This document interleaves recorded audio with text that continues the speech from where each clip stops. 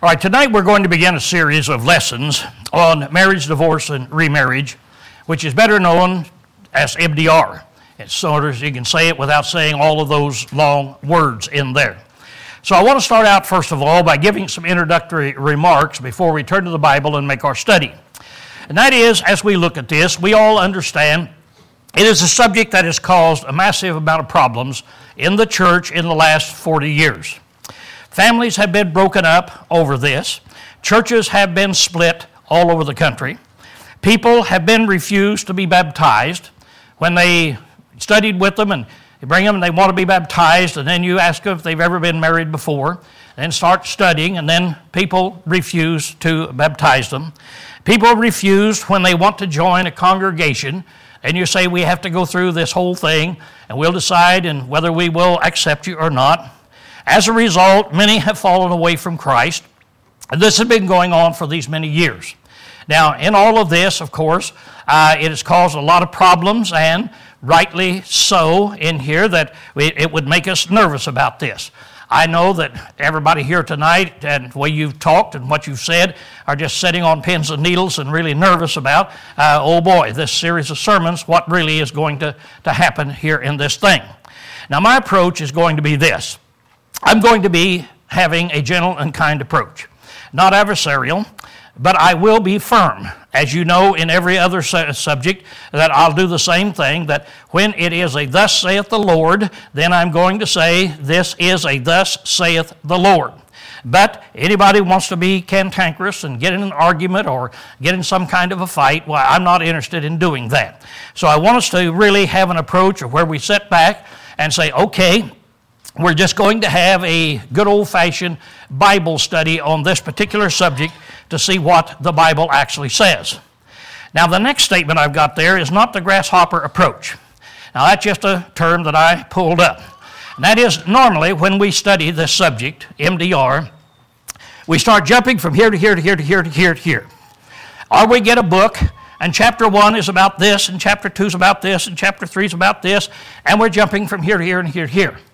As we're talking about it, and we go back and forth, why, if I say, okay, here is this, then before I get much out of my mouth, the person is going to say, but what about this? And then want to go over here.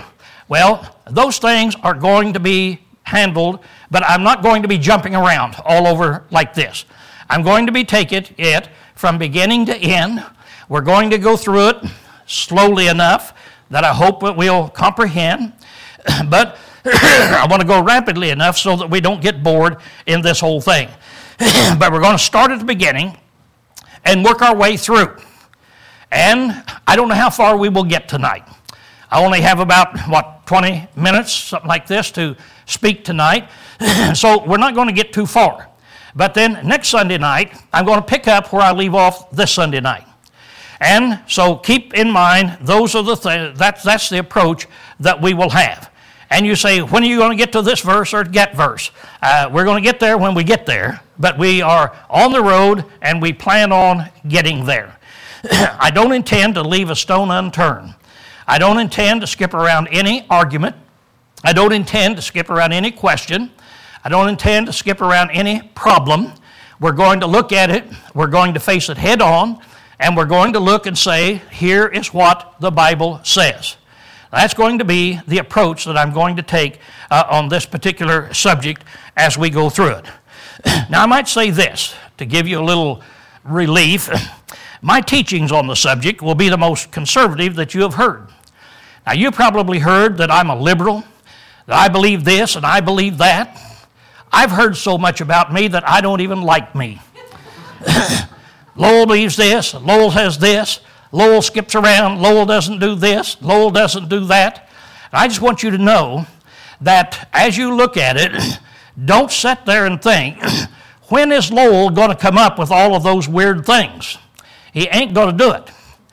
As I've got down here, every preacher and eldership that I know of in the entire Puget Sound, you look at every last one of them, and they agree with what I teach. I do not have a weird approach. So it's not going to be an approach that I take that somebody else hadn't had. It's an approach that everybody in all of this area takes, and throughout the country, many likewise. So we're going to start out with these introductory remarks, and we're just going to start with our Bible. We're going to start at the very beginning. Now, I want you to bring your Bible. I want you to bring your Old Testament, and we're going to start back there, and we're going to start studying in that realm. Now, one might say, why start with the Old Testament? Why don't we start out with that famous verse that everybody knows, Matthew 19:9? We're going to get there. Matthew 19:9 is a verse that I'm going to camp on, and I'm going to show you what Matthew 19:9 actually says. So I'm not trying to skip around Matthew 19:9. So we're going to get there. But in order for us to understand what that says, there's some background we need to understand. And unless we understand this background that I'm going to be talking about tonight, and due to time, probably next Sunday night, when you get over to the teachings of Jesus and the teachings of Paul, if we don't understand these things, then, we're going to be lost. We're going to jump in thinking that we know about them. For instance, let's start out now and see here as we begin. Everybody knows that when the world began, we had what's called the patriarchal age. Now, in the patriarchal age, it lasted down until Moses came, and this is where God conversed with people on a verbal basis. He talked to the people, he talked to the patriarchs, the fathers, and he told them what he wanted them to do. Now, back in this section, back here, we start out in Genesis chapter 2, verse 22, and here's the first reference that we have to marriage. Now, here it says, it's when God created man and woman, that he took the rib which Jehovah God had taken from man, he made a woman, brought her unto the man. And the man says, this is now bone of my bones and flesh of my flesh. She shall be called woman because she was taken out of man. Therefore shall a man leave his father and his mother, and shall cleave unto his wife, and they shall be one flesh. This is God's marriage law at the very beginning. We need to keep that in mind, because we're going to run across it again when we get down into the teachings of Jesus. So here it is that we have this marriage law. Now, everything would be great. There wouldn't have been any problem if everything had worked and Adam and Eve hadn't have sinned. This marriage law that God gave at the very beginning, he didn't provide for any divorce, and he didn't provide man with what to do if they died, because man was not supposed to die at this time. But we know that Adam and Eve sinned. As a result of their sin, then man began to die. Okay, God now is going to give us laws. So we have to say, Lord, what do we do? What do we do if a man or a woman dies? Can the living spouse marry again, or must they remain single? We wouldn't know if this is the only law that we've got. So God then is going to give us these laws, and he's going to tell us, here are the laws. Now, the law on death is pretty simple. There's no controversy about that if a spouse dies, then the other spouse is free, and that spouse can marry again. Excuse me. But what about if the person gets a divorce? Excuse me. What about if there is a divorce? What are we going to do? What's going to happen to us then at that time? Well, God's going to tell us. God's going to deal with that subject. And so first of all, we're going to go back and take a look at what God says about divorce. So here comes the Mount Sinai, when we now have Moses called up there, and he's going to be given the law of Moses. And we're living in the Mosaical dispensation. And it's going to last until Christ comes and dies on the cross. Again, everybody knows that this is true. Now, when Christ dies on the cross, then he's putting in his system, and that's called the Christian era, there, the system here of Christ, the gospel age. Okay, now, What I'm going to do with the chart right now, if you'll look at it here, well, first of all, I'm not going to do it right here, I guess. Here it is. When God gave Moses that law, I want us to note this. He gave Moses that law, and he says, and Moses called unto all Israel. Note that. He called unto all Israel, not Gentiles, and said unto them, Hear, O Israel, the statutes and the ordinances which I speak in your ears this day, that you may learn them, observe to do them. Jehovah our God made a covenant with us in Horeb, that's here. Jehovah made not this covenant with our fathers, but with us, even us, who are all of us here alive this day. So Moses is giving this covenant to the Jewish people who were there. The covenant is given to Israel, and he's going to give us that. Thank you, Gene. All right. Now then, we take the law of Moses, and we say, how long did it last? It lasted until Christ came and died on the cross. Again, there's no controversy about this. For he is our peace, who made both one, break down the middle wall of partition, having abolished in his flesh the enmity, even the law of commandments contained in ordinances. So the Mosaical law lasted from Mount Sinai, Mount Horeb, over until Jesus died on the cross and took it out of the way. So that's the period of time that the law of Moses was in effect there. All right. Jesus was born under the law. He was born under the law. Galatians 4 said he was. But when the fullness of time came, God sent forth his Son, born of a woman, born under the law. Now, you say, Lowell, you're so elementary. You're telling us things we already knew. I know it. I understand it. But I want to drive it home, and I want you to see it because later on it's going to become important. Just keep in mind, as far as my little mind is concerned, everything that I'm going to be teaching you is important. It's important for later on, for us to see certain things, certain statements that are made. All right. Now, not only was he born under the law, but Jesus taught the Jews under the law. He was not teaching any Gentiles. He was teaching them what Moses had to say. It says here that under this he was teaching them. He said, having abolished in his flesh the enmity, even the law of commandments. Now, stop to think. Jesus, the law of Christ, the Christian law, didn't come into effect until Jesus died.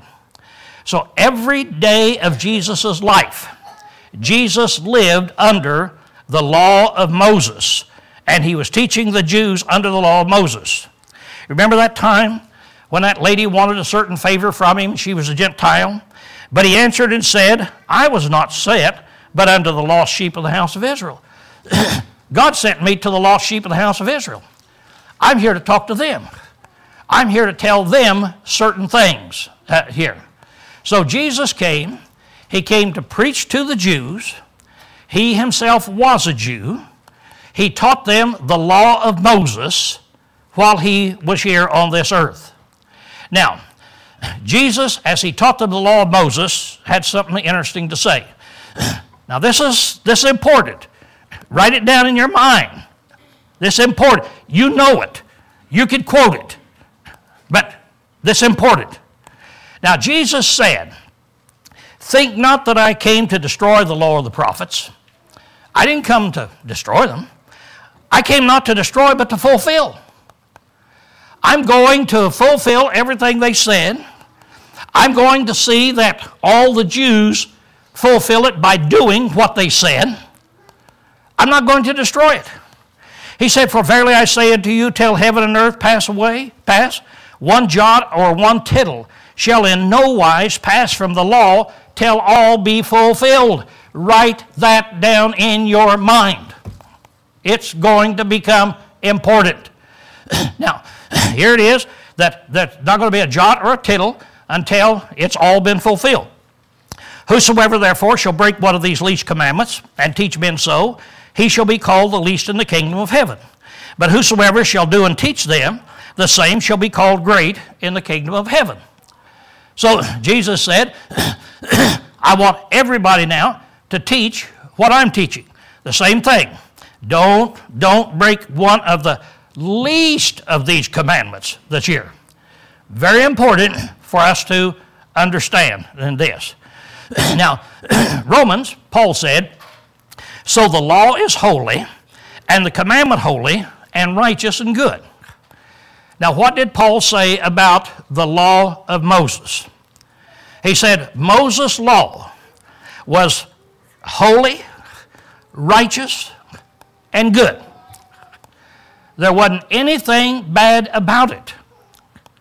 You might say, why did Jesus have to take it out of the way? Because it didn't have blood to forgive sins. It only had the blood of bulls and animals. It was given to the Jews to control them. It was given to the Jews to teach them what is right and wrong. And everything that it said is right is right. Everything they said is wrong is wrong. That law was holy, righteous, and good.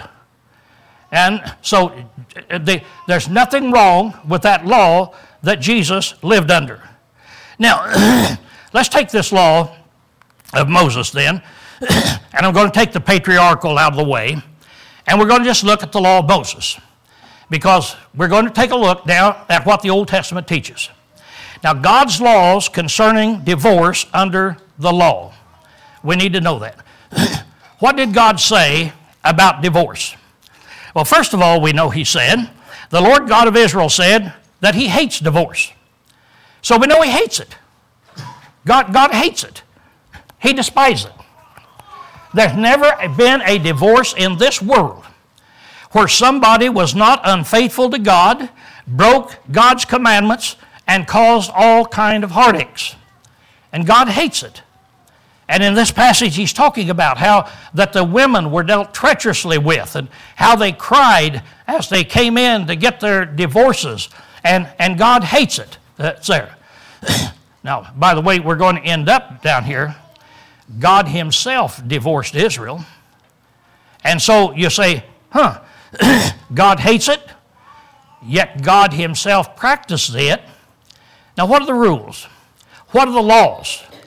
What do we find that said?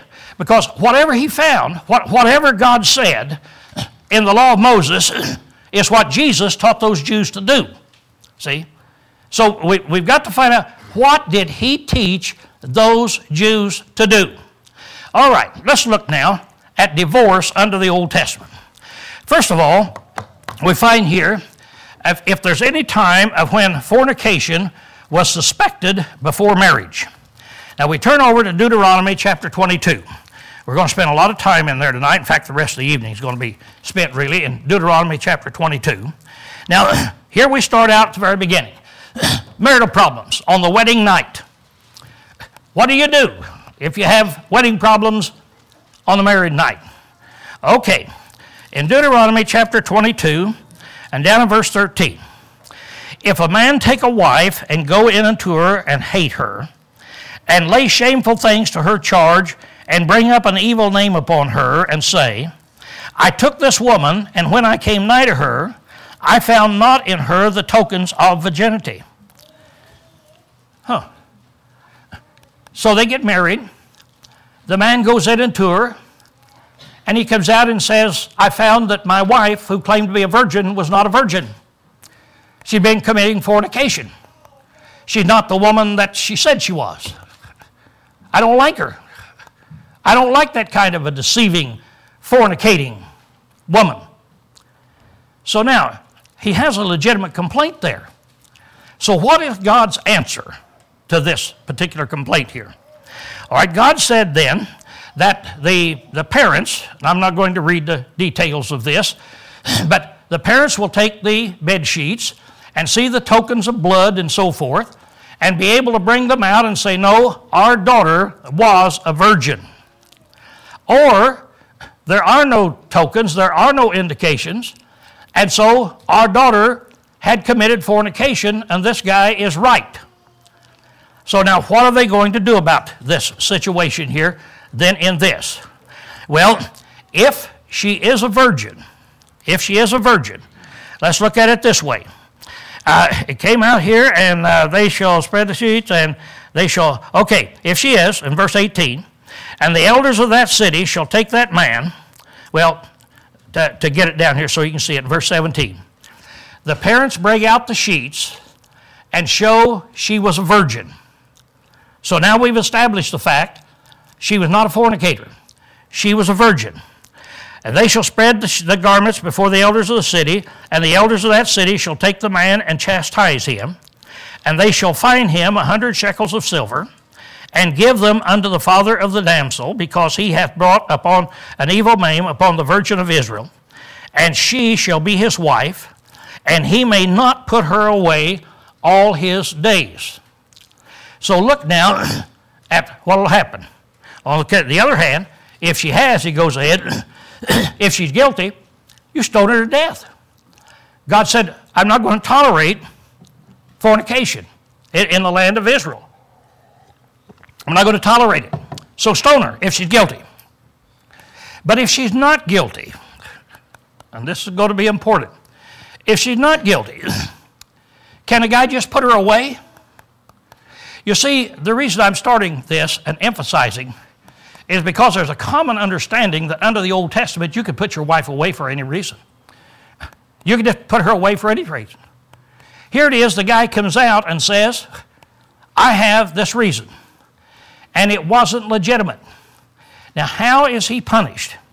He's punished monetarily, and it's given to the family, given to the father. He then has to take this woman, whom he doesn't like, and he can never, ever, ever, ever, ever, ever, ever, ever divorce her. He's stuck with her for all of his life. I put some teeth in it. I just want us to see that God put teeth in these things as he's talking about it. Now let's see what happens if a woman is betrothed to a husband in Deuteronomy 22 and 23. Let's talk about betrothal here for just a minute. Betrothal is something that they had at that time, kind of like our engagement today, only vastly different. Today, when a boy and girl decide to get married, he asked her and so forth, and yeah, well then we say they're engaged. Well, back at this time, they didn't have an engagement. When they decided to get married, they were betrothed. Now, what that means, they were betrothed, is that they were legally married. They became legally married. This engagement that they had was a legal engagement. At any time that one of them wanted to break it before they actually started living together, now generally it lasted for a year. What happened during that year? It's not like our engagement today. If they break up, throw the ring back and go your happy way. But at that time, if they decided not to get married, they had to go through a legal divorce. Just like a man and a woman who had been married for 50 years would have to go through that legal divorce. All right, now here's a woman who is betrothed to a husband. She's married to him legally, not practically. She hasn't lived with him yet. So now in verse 23, if there be a damsel that is a virgin betrothed to a husband, and a man find her in the city and lie with her, then shall he bring them both out into the gate of that city, and they shall stone them to death with stones. The damsel, because she cried not, being in the city, and the man, because he hath humbled his neighbor's wife. So thou shalt put away the evil from the midst of thee. So now, if they have relationships, and it's in the city, and she said, he raped me, but if it's in the city, you're going to put her to death. Because he said, she didn't cry out. Now I understand a city today, there's plenty of places where a man can capture a girl and rape her within the city limits. But in the cities there, where it was just wall-to-wall apartment and there wasn't any vacant spaces around, if she screams, somebody's going to hear her. And so it says, if she yelled, then what do you do here? But if she's in the city, you can assume she didn't yell. Now 25. But if the man find the damsel that is betrothed in the field, that's outside the city, and then force her, and lie with her, then the man only that lay with her shall die. But unto the damsel thou shalt do nothing. There is in the damsel no sin worthy of death, for as when a man riseth against his neighbor and slayeth him, even so with this matter. For he found her in the field, the betrothed damsel cried, and there was none to save her. So if this took place outside the city, out in the field, then you can assume that the woman yelled and screamed. There wasn't anybody out there to hear her, like there would have been in the city. So now, in this case then, what do you do? Well, if she didn't scream, and she let him do it willingly, then you're going to put them both to death. But if she did scream, then you're going to put him to death and let her go free. So God is holding them to a pretty strict standard that's in here. Now, here's my problem with this sermon tonight. As I told you, only had just a few minutes. We got 6 minutes until we close tonight. So right here's where I'm going to close. Right in the middle of this, there are 3 more cases that we have to look at, and this is where we'll pick it up next week. So with this, we'll close right now. And should you be here and you desire to make your life right with Christ, to be washed in His blood, whether you are outside of Christ or inside of Christ, we'd ask you to respond while we stand and while we sing this song.